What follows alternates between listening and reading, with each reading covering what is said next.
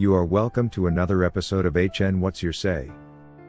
The #1 listening show where we discuss real issues with real people like you. We are still featuring R. Kelly. Real name Robert Sylvester Kelly. Also known as the R&B King.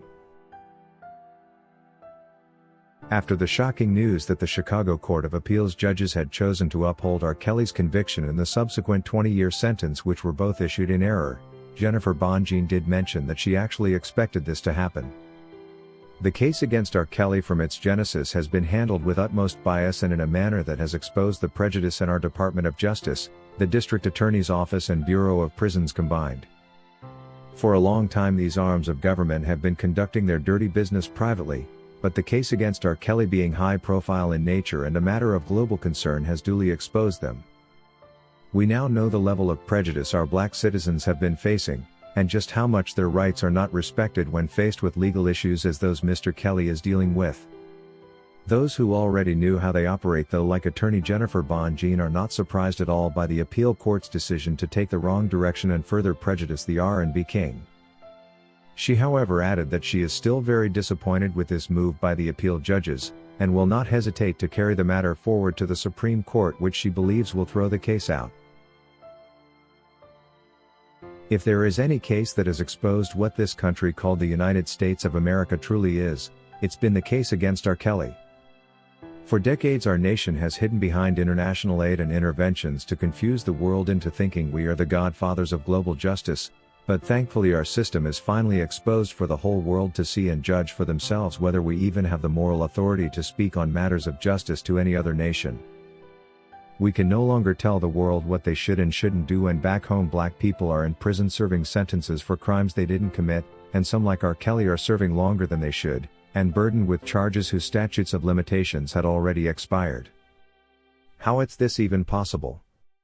It's unthinkable that a trio of qualified appeal judges can listen to a case of this nature and also prefer to be counted among those that think new amendments to laws should work retrospectively, just because they think R. Kelly obstructed justice, which he didn't.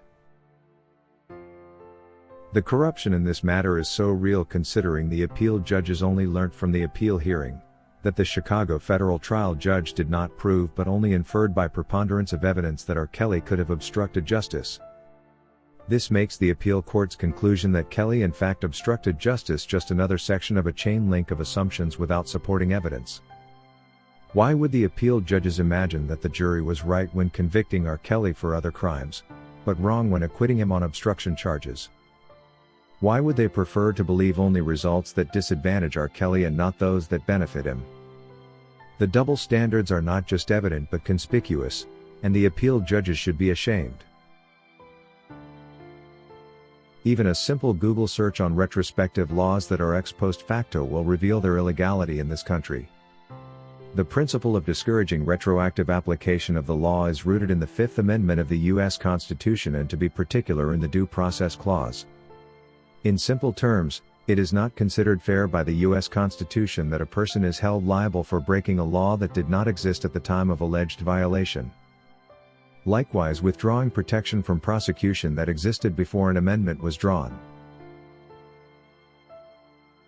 Explaining the illegality behind a retrospective law here in the United States, the American legal system will determine the legality of illegality of such laws depending on whether it would improve or worsen the plight of the individual in focus. In case the affected person's plight will be worsened, then the law is ex post facto and is highly prohibited not only by the United States but also the Illinois Constitution. In R. Kelly's Chicago case, the R&B King, who allegedly committed crimes decades back, is being held accountable for the same now. Yet the respective statutes of limitations for the said offenses expired several years back, duly protecting the R&B King from prosecution for the specific expired charges. Out of sentiment, however, the trial judge who so badly wanted to see R. Kelly in prison chose to ignore this section of the Constitution and proceeded to charge him for the alleged crimes, basing on the fact that an amendment to the law which only took effect a few years ago removing these limitations was now in action.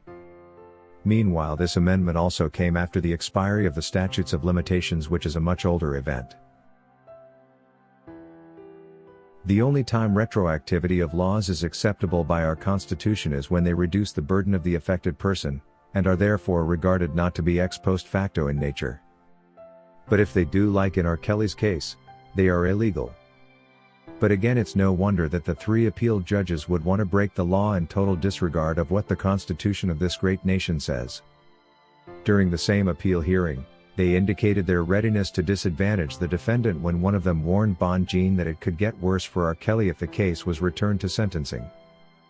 The experienced attorney, however, did remind the judges that the appeal process was put in place to advantage the defendant and not to make anything worse for him. And this is likely the reason the 3 judges abandoned that path after learning just how prepared Bonjean was to make a defense if they attempted that channel of violation. The judges appeared to be more interested in taking decisions that would disadvantage the defendant than focus on serving justice where it's due. But the facts are clear. Even if R. Kelly may have committed any crimes decades ago, for many of these the statutes of limitations had duly expired and he wasn't supposed to be prosecuted and charged if the supreme law of this nation had been followed and respected. According to Don Diego, I am so glad the United States of America has something called the Supreme Court. These judges can mess up people's lives and destroy families. I am trying to imagine what R. Kelly's life would now be like if there was no higher court to depend on. The appeal judges showed no intention to ensure justice is served. All they did was interrogate attorney Jennifer Bonjean in a way of trying to learn how she intends to argue about the various concerns in case the matter advanced to the Supreme Court. Our system is rotten and anyone can see this without having to wear any glasses.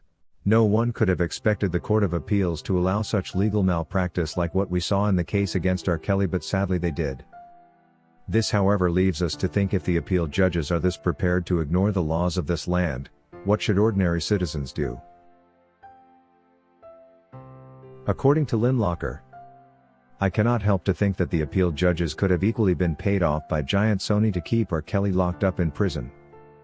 For the 3 of them to play blind like they do not see the injustice, it must have taken so much input from the malicious corporation.